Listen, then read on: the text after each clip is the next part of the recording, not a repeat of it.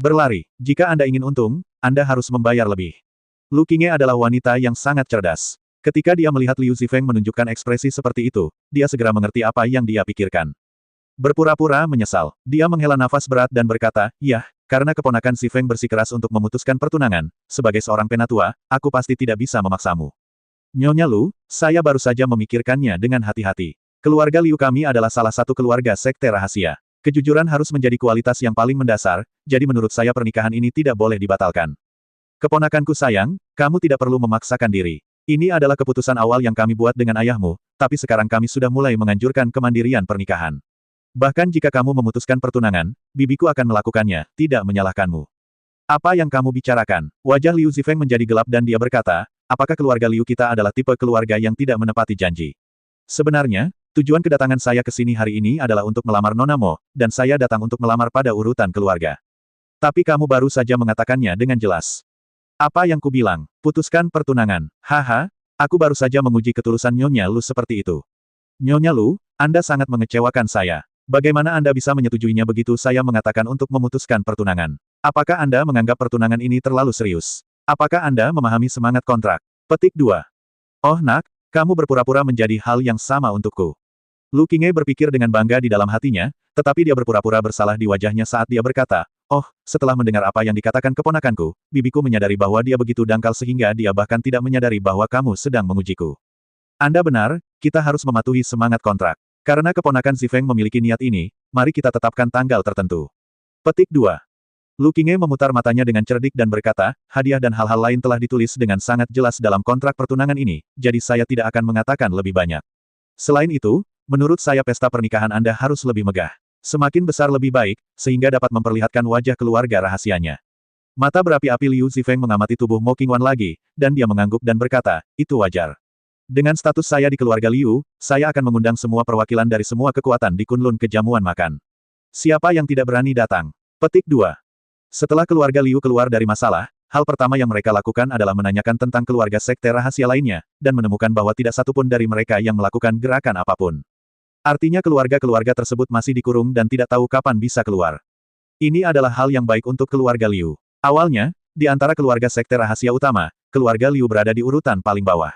Sekarang keluarga sekte rahasia lainnya belum muncul, bukankah itu berarti keluarga Liu adalah penguasa Kunlun saat ini?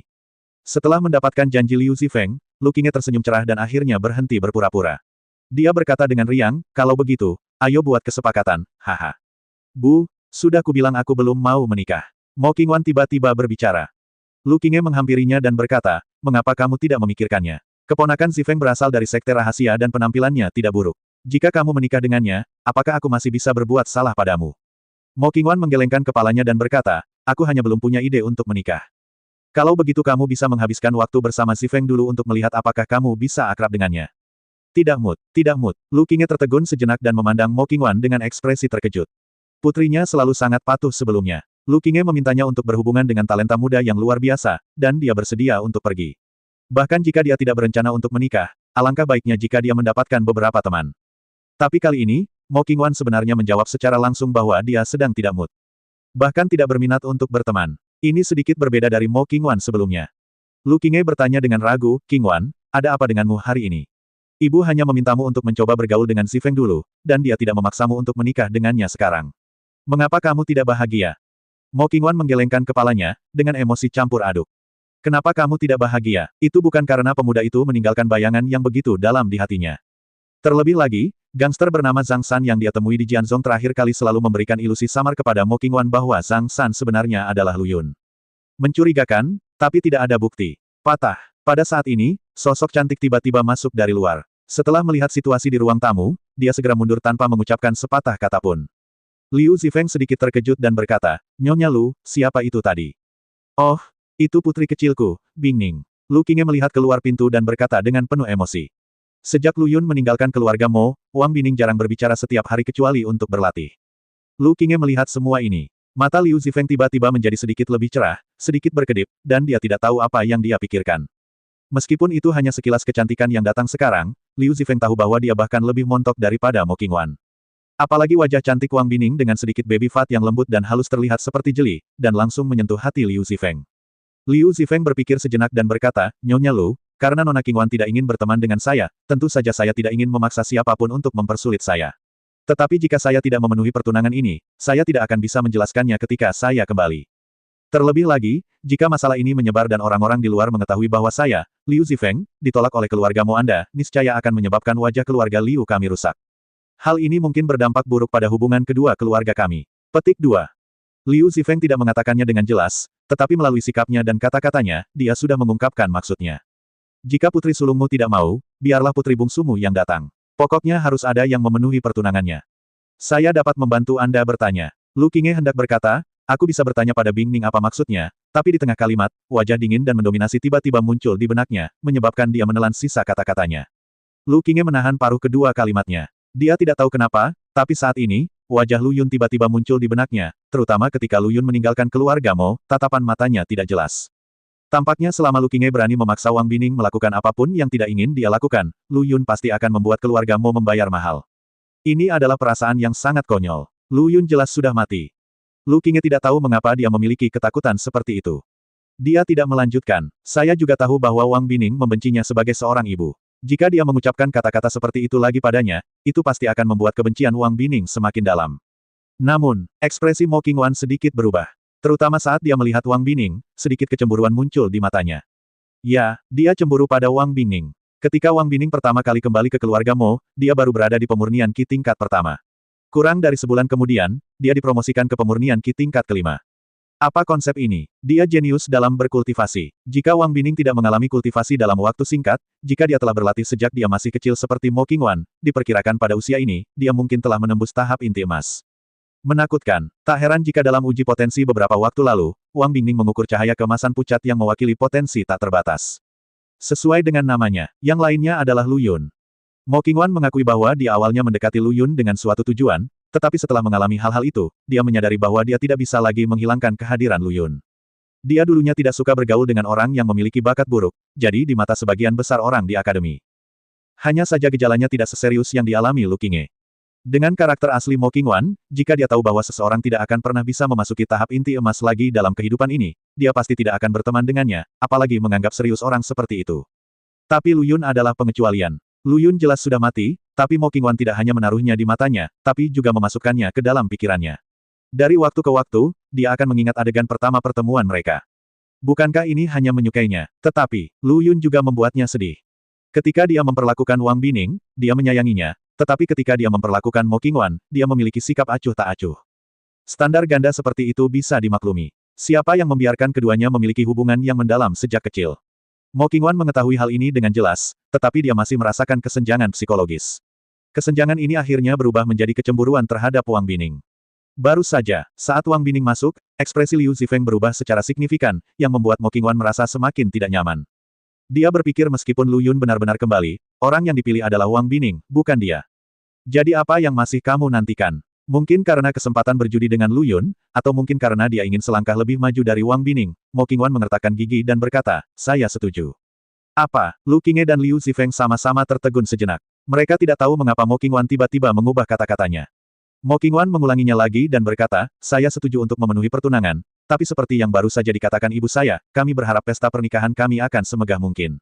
Semakin besar pertunjukannya, semakin baik. Yang terbaik adalah mengundang Lu Yun dan memberitahu Lu Yun bahwa dia sebenarnya tidak kekurangan dalam dirinya. Tanpa dia, dia masih dapat menemukan pria yang sangat baik. Liu Zifeng adalah kandidat yang paling cocok. Lu Qinghe berkata dengan gembira, haha, Qingwan, kamu akhirnya menemukan jawabannya. Kamu pasti tidak akan menyesali keputusan ini. Bagaimana mungkin Lu Qinghe gagal melihat karakter Liu Zifeng, tapi selama keluarga Liu bersedia mengatur pernikahan akbar dan menikahkan Mo Qingwan ke dalam keluarga Liu dengan cara yang mencolok, keluarga Liu pasti tidak akan berani memperlakukan Mo Qingwan buruk di masa depan. Bagi keluarga besar yang sangat memperhatikan reputasi, umumnya kecil kemungkinan perempuan yang dinikahkan oleh mediator akan diusir kecuali dia melakukan kesalahan besar. Jika tidak, mereka akan menamparkan wajah keluarga-keluarga ini sendiri. Lu Qinghe berpikir itu mungkin dilakukan. Liu Zifeng juga berkata dengan gembira, karena Qingwan telah setuju untuk memenuhi pertunangan, saya pasti akan kembali untuk membahas masalah ini dengan ayah saya sesegera mungkin, dan kemudian kita akan berkunjung bersama pada suatu hari untuk memilih hari yang baik dan penuh keberuntungan, menikah. Meskipun hatiku lebih condong ke Wang Bining, Mo Qingwan tidak buruk, dan Liu Zifeng tidak menderita sama sekali. Lebih-lebih lagi, jika kamu mendapatkannya lebih dulu, kamu akan mendapat keuntungan alami saat menyerang adik iparnya nanti, bukan? Liu Zifeng berpikir kotor dan serakah di dalam hatinya. Namun, Mo Qingwan merasa sedikit kesal ketika dia mendengar Liu Zifeng memanggilnya begitu akrab, tetapi pada akhirnya dia menahannya dalam diam tanpa mengatakan apa-apa lagi. Lu Qingye berkata sambil tersenyum, haha, oke, keponakan Zifeng, silakan kembali dan laporkan masalah ini secepat mungkin. Biarkan ayahmu datang ke rumahmu untuk membahasnya lain kali, atau kita bisa pergi ke rumah Liu. Liu Zifeng mengangguk dan berkata, ya, setelah saya selesai pergi ke rumah Zhu untuk melakukan sesuatu, saya akan segera pulang untuk membicarakan masalah ini dengan ayah saya. Pergi ke rumah Zhu untuk urusan bisnis. Lu Qingye tiba-tiba tampak terkejut dan ingin bertanya kepada Liu Zifeng apa yang dia lakukan di rumah Zhu, tetapi Liu Zifeng menggelengkan kepalanya dan berkata, ini ada hubungannya dengan metode rahasia pewarisan darah keluarga Liu kami. Nyonya Lu tidak perlu bertanya. Melihat bahwa dia tidak mau menjelaskan lebih lanjut, Lu Qingye tidak ingin bertanya lagi. Akhirnya, dia memberi Liu Zifeng beberapa patah kata tentang pernikahan itu dan menyuruh Liu Zifeng pergi dari keluarga Mo. Keluarga Zhu dan keluarga Mo keduanya merupakan keluarga yang berafiliasi dengan akademi. Seorang pendosa dari keluarga Liu memberi Zhu Gaofeng metode rahasia warisan darah yang mereka larang untuk disebarkan kepada orang luar lebih dari 20 tahun yang lalu untuk dibaca, dan dia belum mendapatkannya kembali. Keluarga Liu tidak ingin terlalu banyak orang mengetahui masalah ini. Pada saat ini, tidak lama setelah Zhu Liu dan yang lainnya membawa kembali jenazah Zhu Gaofeng, hanya beberapa anggota inti keluarga Zhu yang mengetahui bahwa kepala mereka mati mendadak karena berlatih sihir. Beritanya belum menyebar, tentu saja tidak akan menyebar dengan mudah. Setelah Zhu Gaofeng meninggal, wajar jika memilih orang baru yang berkuasa, dan Zhu Liu adalah kandidat yang paling cocok. Ketika Liu Zifeng datang ke keluarga Zhu, dia tidak mengetahuinya, dia mengancam akan menemui Zhu Gaofeng, yang membuat Zhu Liu sangat malu. Dia harus memberitahu Liu Zifeng dengan bijaksana bahwa Zhu Gaofeng telah mengasingkan diri sebagai agen untuk semua urusan keluarga Zhu. Apa yang dimiliki Liu Zifeng? Tanpa diduga, Liu Zifeng memasang ekspresi dingin dan berkata, hari ini, saya diperintahkan oleh keluarga saya untuk datang ke Zhu Gaofeng untuk meminta sesuatu, jadi apakah dia sedang mengasingkan diri atau tidak, biarkan dia keluar menemui saya segera. Liu Zifeng berkata dengan nada yang tidak bisa dikritik. Keluarga sekte rahasia mendominasi Kunlun lebih dari 20 tahun yang lalu, dan tidak ada yang berani memprovokasi dengan mudah, kecuali orang kuat tak dikenal yang tak tertandingi dan kelompok pencuri dari sekte pencuri langit. Yang pertama adalah karena mereka terlalu kuat dan memukuli mereka tanpa emosi. Yang terakhir adalah karena dia terlalu licik, dan sering pergi ke sekte rahasia mereka untuk melakukan beberapa hal licik. Kuncinya adalah pencuri ini tidak dapat ditangkap setelahnya, dan metode pelarian mereka sangat bagus. Keluarga sekte rahasia terus memperkuat formasi penyembunyian mereka karena alasan ini. Waspada terhadap pencuri. Sangat disayangkan para pembudidaya dari sekte Tianpi sangat pandai dalam seni Feng Shui dan Kanyu, terutama Tian Suzi, yang tidak hanya pandai meramal, tetapi juga fasih dalam formasi. Selama dia berlari ke tempat tertentu dan menyelinap, dia secara kasar dapat mengetahui di mana ada formasi tersembunyi di dekatnya, dan secara alami dia akan dapat memecahkannya dengan mudah. Sulit untuk dilawan. Oleh karena itu, lebih dari 20 tahun yang lalu, keluarga sekte rahasia sangat membenci sekte Tianpi. Selain contoh khusus ini, sebagian besar kekuatan di Kunlun kagum pada keluarga sekte rahasia. Jika tidak, bagaimana mungkin wanita sombong seperti Lu Qingye menjodohkan Mo Qingwan begitu cepat? Liu Zifeng hampir menggunakan nada memerintah, meminta Zhu Gaofeng keluar untuk bertemu, sikapnya sangat keras. Zhu Liu awalnya tidak ingin membocorkan urusan Zhu Gaofeng secepat ini, tetapi karena identitas Liu Zifeng, dia harus ragu-ragu dan berkata, Tuan Liu, bukan karena dia tidak ingin keluar untuk menemuimu, tapi... Belum lama ini, Zhu Gaofeng meninggal dalam kecelakaan. Sekarang saya adalah penanggung jawab keluarga Zhu. Oleh karena itu, jika Tuan Liu memiliki pertanyaan, Anda dapat datang langsung kepada saya dan saya akan melakukan yang terbaik untuk membantu. Petik 2. Apa katamu? Zhu Gaofeng sudah mati. Hasil ini jauh melampaui ekspektasi Liu Zifeng. Ekspresinya tiba-tiba menjadi lebih dingin dan dia berteriak, tahukah Anda mengapa saya datang mencarinya atas perintah keluarga saya? Tuan Liu, mohon jelaskan. Zhu Liu berkata dengan hati-hati. Awalnya aku ingin menyelesaikan masalah ini secara pribadi dengan Zhu Gaofeng, tapi sayangnya dia meninggal, jadi aku harus bertanya padamu. Saat itu, salah satu anggota keluarga Liu kami memberikan metode rahasia warisan darah keluarga kepada Zhu Gaofeng untuk dilihat.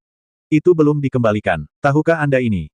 Setelah Liu Zifeng selesai berbicara dengan suara dingin, Zhu Liu segera bergidik, wajahnya berubah drastis, dan dia berkata dengan ketakutan, Tuan Liu, apakah Anda mengatakan yang sebenarnya? Ini bukan lelucon. Alasan mengapa keluarga sekte rahasia lebih unggul dari yang lain adalah karena mereka memiliki metode rahasia pewarisan darah. Semua kekuatan di Kunlun tahu bahwa metode rahasia pewarisan darah mereka tidak boleh disebarkan.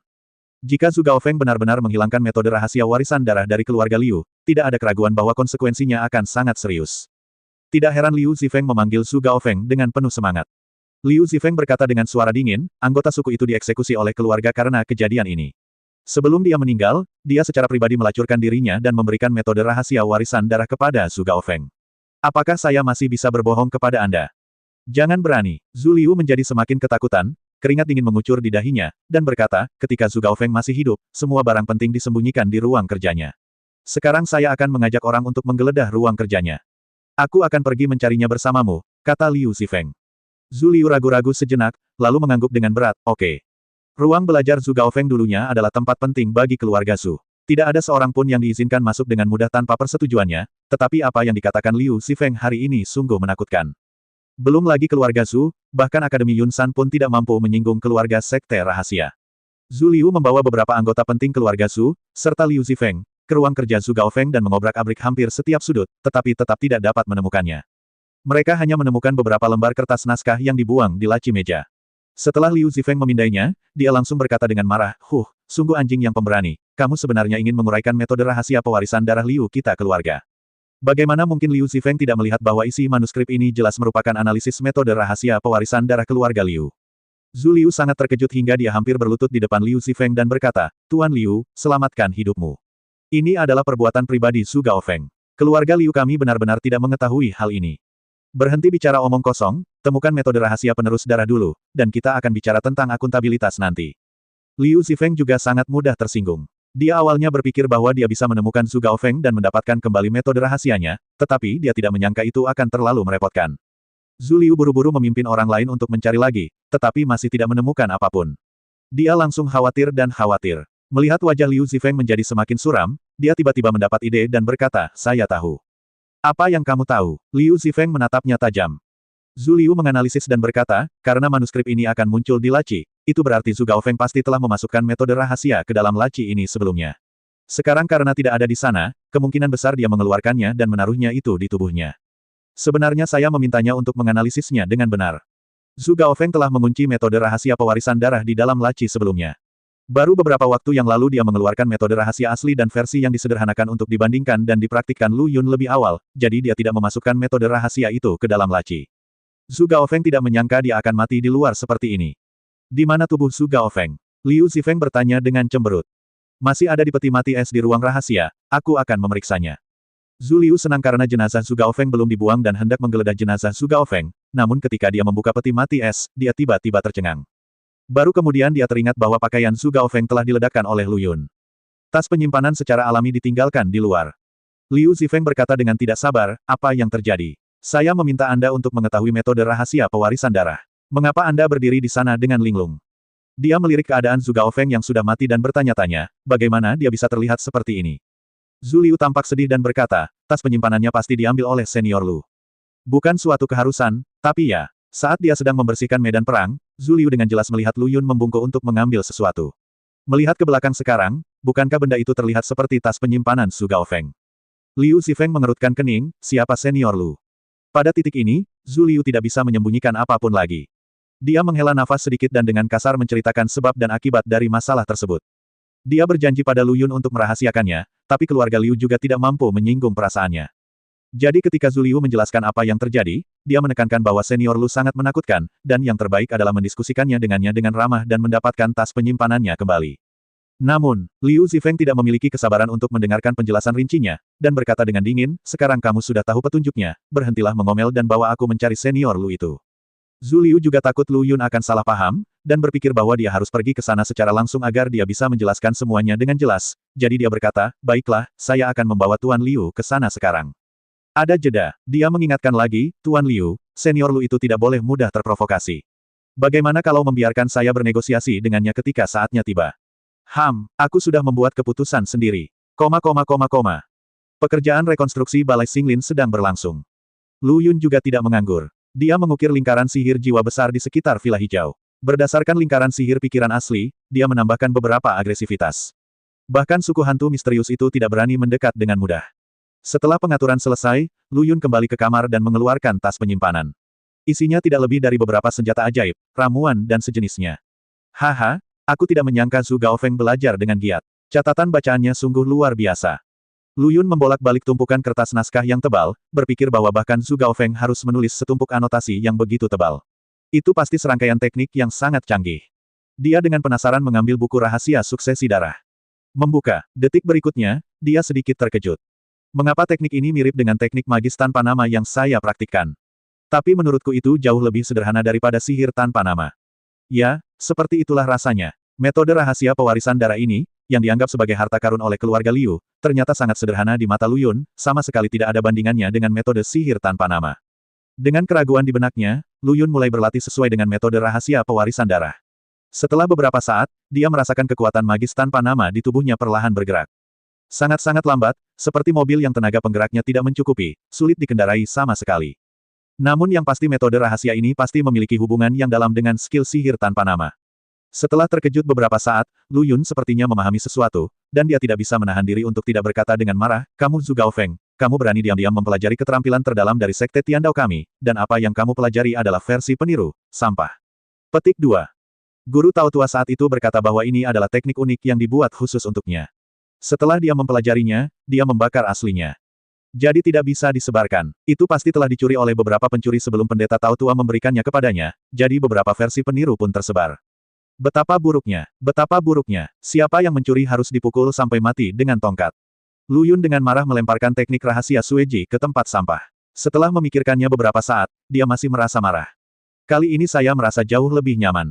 Xiao Lu Yun, apa yang kamu lakukan? Pada saat ini, Ye Qingcheng tiba-tiba membuka pintu dengan lembut dan masuk. Dia mengenakan gaun tidur berenda seputih salju. Dia baru saja selesai mandi dan menyekat tetesan air di rambutnya.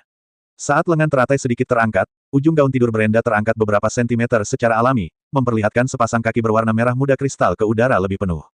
Ini, Lu Yun tiba-tiba merasa tidak nyaman lagi. Jika dia tidak mengetahui karakter Ye Qingcheng, dia akan mengira wanita cantik ini sengaja merayunya. Lu Yun bertanya dengan menahan diri, "Saudari Qingcheng, apa yang bisa saya bantu? Aku tidak bisa ngobrol denganmu lagi saat aku tidak ada urusan. Kapan hubungan kita menjadi begitu jauh?" Ye Qingcheng mengatakan sesuatu yang kesal, lalu berjalan ke sisi Lu Yun dan duduk. Aroma rambutnya langsung masuk ke hidung Lu Yun. Ekspresi Lu Yun membeku. Dia menatap Ye Qingcheng dengan heran. Ada yang salah. Ada sesuatu yang salah dengan Sister Qingcheng hari ini, dulu dia sangat dingin dan pendiam, bukan? Namun, pada saat ini, baik ekspresi wajah maupun nada suaranya yang penuh kebencian dipenuhi dengan kepura-puraan yang tidak biasa, dan itu sebenarnya salah. Lu Yun berusaha untuk tidak membiarkan dirinya berpikir ke arah yang jahat, dan berkata diam-diam, pasti Sister Qingcheng yang mencoba menipunya lagi. Dia ingin menipunya, jadi dia menunggu dia mengambil umpan, dan kemudian mencabut telinganya keras. "Saya tidak akan tertipu. Xiao Lu Yun, sebenarnya, kamu juga tahu kalau aku selalu sangat menyukaimu, tapi aku tidak bisa mengatasi rintangan itu sebelumnya, tapi sekarang, aku sudah memikirkannya. Aku hanya ingin menjadi wanitamu di hidup ini, jadi, aku hari ini serahkan saja aku padamu, oke?" Petik 2 tanda tanya petik 2. Suara Ye Qingcheng sangat lembut, dan ada rona merah yang menyentuh di wajah cantiknya. Dia mengangguk dan menurunkan alisnya, menunjukkan rasa malu gadis itu sepenuhnya. Lu Yun tercengang. "Akting, atau tunjukkan perasaanmu yang sebenarnya." Dia tiba-tiba tidak tahu. Melihat Lu Yun acuh tak acuh, mata indah Ye Qingcheng tiba-tiba menjadi gelap. "Lu Yun kecil, apakah kamu merasa aku tidak cukup baik untukmu sekarang? Apakah karena kepura-puraanku di masa lalu membuatmu merasa sok?" Lu Yun terkejut dan berkata, "Bagaimana mungkin? Saudari Qingcheng, mengapa kamu mempunyai pemikiran seperti itu?" Saya merasa semakin terkejut. Ye Qingcheng hari ini benar-benar terlalu tidak normal. Emosi yang dia tunjukkan saat ini sangat nyata, tetapi sangat kontras dengan kepribadiannya sebelumnya. Ye Qingcheng menunduk dan tetap diam. Ya, bagaimana dia bisa mempunyai pemikiran seperti itu? Di masa lalu, dia adalah makhluk paling agung di antara banyak saudara perempuan. Tidak ada saudara perempuan yang berani bersikap sombong di hadapannya. Termasuk Xiao Lu Yun. Selama dia mengerutkan kening, Tuan Yuntian, yang dikagumi semua orang, akan berubah menjadi anak kecil yang tidak berdaya. Lalu kenapa dia mengatakan hal seperti itu? Ye Qingcheng menarik napas dalam-dalam dan berkata, "Karena kamu tidak berpikir aku tidak layak, lalu mengapa kamu tidak ingin mengikutiku? Di antara semua saudari, apakah aku memiliki bobot paling sedikit di hatimu?" Lu Yun buru-buru menggelengkan kepalanya dan menjelaskan, "Tidak, Saudari Qingcheng, kamu juga tahu masalah dengan keahlianku. Jika kamu kehilangan Yuanyang dengan mudah, itu berarti pencapaianmu akan gagal. Bagaimana aku bisa melindungimu di masa depan?" Petik 2. Dia sedang dalam suasana hati yang sangat mudah tersinggung sekarang. Oh begitu. Ye Qingcheng mengangguk sedikit, tapi rasa kehilangan di matanya bahkan lebih kuat. "Kalau begitu aku tidak akan mengganggumu. Kamu bisa tidur lebih awal. Ini salahku hari ini." Ye Qingcheng bangkit dan pergi dengan putus asa. Ketika dia berjalan ke pintu kamar, dia tiba-tiba berhenti dan berkata dengan sedikit sedih, "Bagaimana dengan Chu Yao?" Ekspresi Lu Yun membeku. Ye Qingcheng terus mengeluh, "Sebenarnya, Lin Qingtan sudah memberitahuku tentang kamu dan Chu Yao. Aku hanya ingin tahu kapan kamu berencana memberitahuku." Petik 2, petik 2. Kepala Lu Yun tiba-tiba meledak. Pantas saja ekspresi Ye Qingcheng begitu kesal barusan. Ternyata dia sudah lama mengetahui perselingkuhannya dengan Chu Yao, dan juga tahu kalau apa yang disebut kekurangan ilmu bela dirinya tidak ada sama sekali. Tapi dia masih menggunakan alasan ini untuk menolak. Bukankah itu hanya memberi Ye Qingcheng ilusi bahwa dalam pikirannya, statusnya tidak sebaik yang lain? Aku tidak menyangka Suster King Tan, yang biasanya paling bisa diandalkan, kali ini menjadi sangat tidak bisa diandalkan. Lu Yun sangat terluka, tapi dia benar-benar tidak adil. Dia hanya sedikit bingung sekarang, karena perbedaan antara Ye Qingcheng begitu besar sehingga Lu Yun merasa dia sengaja menggali lubang agar dia bisa jatuh. Jika dia tahu Ye Qingcheng menunjukkan perasaannya yang sebenarnya, bagaimana dia bisa memberikan alasan seperti itu? Saudari Qingcheng, kamu salah paham. Xiao Lu Yun, tahukah kamu, dulu aku merasa bahwa aku tidak lebih buruk dari wanita manapun, dan paling bergengsi di antara semua saudari. Mereka semua sangat menghormatiku, tetapi sekarang, aku merasa sangat rendah diri. Ye Qingcheng menyela Lu Yun dan berkata pada dirinya sendiri. Setelah mengalami serangkaian hal aneh ini, mentalitasnya banyak berubah. Dia adalah orang pertama yang menyarankan agar dia berlatih keras dan mengikuti Lu Yun. Namun ironisnya, kakak beradik lainnya entah memiliki petualangan atau memiliki darah istimewa. Dia, kakak perempuan tertua paling bergengsi di masa lalu, malah menjadi orang yang menahan diri. Bagaimana Ye Qingcheng, yang selalu memiliki harga diri tinggi, bisa menerima ini? Dia tidak mau mengakuinya, tapi faktanya dia benar-benar mulai merasa rendah diri. Dia takut di masa depan, saudara perempuannya akan mengikuti Xiao Lu Yun ke dunia kultivasi, melangkah semakin jauh dan akhirnya meninggalkannya sendirian. Meskipun Lu Yun telah berjanji padanya bahwa dia tidak akan meninggalkan siapapun, Ye Qingcheng merasa bersalah. Terutama ketika dia melihat adegan di mana Zhu Gaofeng memaksa Lu Yun untuk berlutut dan bersujud, hati Ye Qingcheng sangat sakit. Apa yang harus saya lakukan jika situasi serupa terjadi lagi di masa mendatang? Dia hanya akan menjadi beban. Xiao Lu Yun, sebenarnya aku sudah lama bersusah payah saat baru saja mandi. Kamu juga tahu kalau cintaku padamu bukan hanya cinta seperti itu. Aku punya motif egois lainnya. Kata-kata yang baru saja kukatakan padamu adalah tulus. Aku memutuskan untuk memberitahumu setelah membuat banyak tekad. Kurasa aku tidak bisa banyak membantumu di masa depan, tapi aku bisa memberimu kepolosanku, aku bisa memberimu kesucianku, tapi jika menurutmu aku tidak layak, aku. Semakin banyak Ye Qingcheng berbicara, semakin lembut suaranya, dan matanya perlahan menjadi lembab. Dia selalu sangat tenang, tapi perubahan suasana hatinya sangat hebat hari ini. Lu Yun melihat tatapan sedih dan menyedihkan Ye Qingcheng, dan hatinya tiba-tiba terasa perih. Dia melangkah maju dan memeluk tubuh lembut dan halusnya ke dalam pelukannya, menghiburnya dan berkata, omong kosong apa yang kamu bicarakan? Bagaimana mungkin aku bisa? Saya akan meninggalkanmu. Ye Qingcheng akhirnya tidak bisa menahan tangisnya, dan air matanya membasahi dada Lu Yun. Dia dulunya adalah gadis yang sangat dingin. Setiap kali dia menghadapi kelakuan buruk Lu Yun, dia akan melawan dengan kasar dengan menarik telinganya. Tapi kali ini, Ye Qingcheng tidak hanya tidak berpura-pura menjadi pendiam dan meronta, melainkan memeluk Lu Yun erat-erat, menangis begitu keras, dan setelah beberapa saat, dia berinisiatif untuk mengangkat wajah cantiknya dan menciumnya. Kepala Lu Yun tiba-tiba menjadi panas dan napasnya terasa berat. Naluri pria itu langsung menelan alasannya. Namun, ketika semuanya sudah siap dan dia akan mencapai langkah kritis, Ye Qingcheng, yang malu beberapa saat yang lalu, tiba-tiba membuka mata dinginnya. Beraninya kamu, seekor semut di dunia fana, bersikap sembrono terhadap reinkarnasi makhluk abadi ini, mencari kematian. Petik 2, petik 2.